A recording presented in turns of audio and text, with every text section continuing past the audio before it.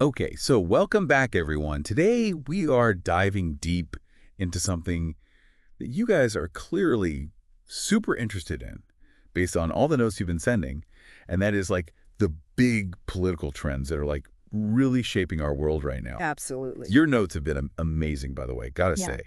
Really, really insightful stuff.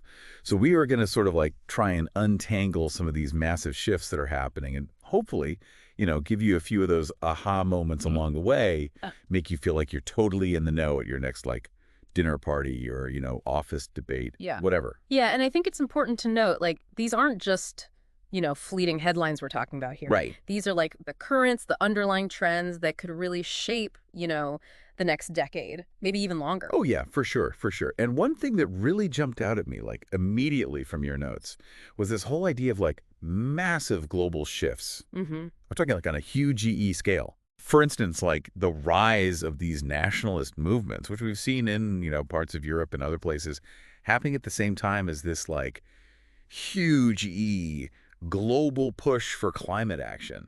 I don't know, it seems almost paradoxical, doesn't it? It is. It is. And what makes it even more complex, to unpack is that you have this underlying current of economic anxiety that's kind of fueling both of those trends. Oh, interesting. So, take, for example, like the decline of manufacturing jobs in the U.S. Right, right. A lot of people, they feel left behind by globalization, and so they turn towards these, nationalist leaders who are promising to, like, bring those jobs back. Okay, yeah, that makes sense. But then on the other hand, you have other people who see the climate crisis as a direct consequence of, unchecked globalization and industrialization. Wow. So it's like everyone's looking for solutions, but they're coming at it from such different angles. Exactly, exactly. And speaking of differences, your notes also brought up political polarization. Yeah. And I have to say, even just trying to keep up with the news these days, it can feel, I don't know, kind of exhausting. Oh, absolutely.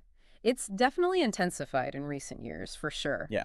And I think a lot of it has to do with how we consume information these days, right? Yeah. Think about like social media algorithms. I mean, they're literally designed to keep us engaged, Right. which often means, just feeding us more and more content that aligns with our existing views or existing biases. Oh, yeah. And we end up in these echo chambers where dissenting opinions are rarely ever seen, right? Right. And so because of that, it makes it much harder to even have like a productive conversation to bridge that divide. It's true. I've definitely like fallen down those rabbit holes myself, just scrolling and scrolling. And Oh, yeah, me too. yeah. But, amidst all of this, like this kind of heaviness, there's also this wave of social movements that seem to be like gaining momentum all over the world. Hmm. And you highlighted that in your notes too.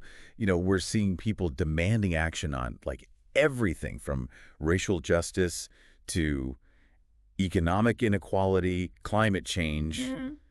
It actually feels kind of hopeful in a way. It is, absolutely. I think what's really striking about these movements is how effectively they're using digital tools. Oh, interesting. And I mean, look at the Black Lives Matter movement, for example. Yeah. They use social media so effectively to like mobilize protests globally, to spread awareness, to like pressure lawmakers. It's a prime example of how grassroots activism, when it's really fueled by technology, can actually force real change. That's amazing. It is. And, it sort of brings us to like tech's overall influence in politics, which honestly can be a little unnerving at times. Like, Yeah. I swear, sometimes I think my phone knows my political leanings better than I do. Right.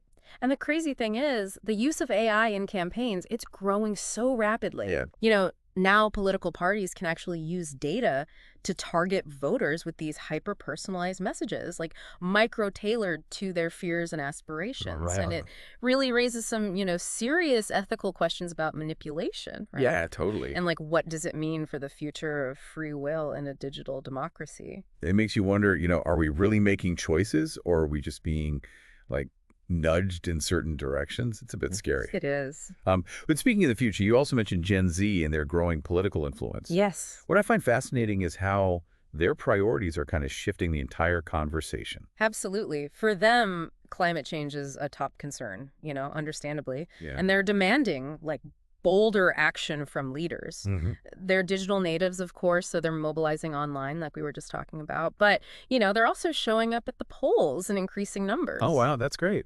And their activism, it seems to be less about, traditional party politics and more about like tackling the issues directly, Right. which could really, truly reshape the political landscape in the coming years. Yeah, that makes total sense. It's their future on the line. Exactly. And, well, we can't really talk about politics without talking about economics. Oh, for sure. Inflation, job security, the cost of living.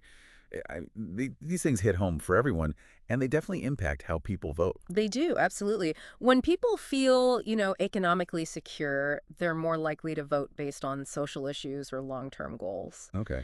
But when those basic needs are threatened, like food, shelter, you know, then economic concerns understandably become the dominant factor in their political Yeah, decisions. that makes sense. It's a fundamental link between our wallets and the policies that we end up supporting. Right. So, wow, we've covered a lot of ground here today. I mean, global shifts, polarization, social movements, technology, Gen Z, the economy, feeling a bit more informed about all these forces at play. I hope so. I think the key takeaway is that these trends, they're all interconnected. Yeah. And understanding them is crucial not just for navigating the world today, but for shaping the future that we want to see. It is a lot to consider. Yeah.